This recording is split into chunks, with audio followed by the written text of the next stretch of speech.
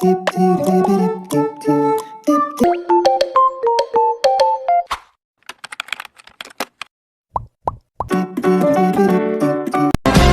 trabaho madali.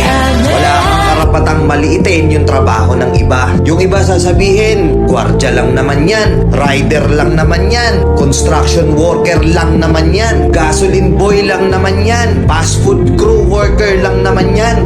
Pucha, nagkaroon lang tayo ng maganda-gandang klase ng trabaho. Akala na natin kung sino na tayong entitled sa mundong to. Minamaliit natin yung mga taong mas mabababa yung sa atin.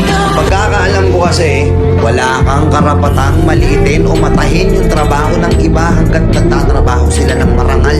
Walang trabahong madali. Lahat nagdadaan sa hirap.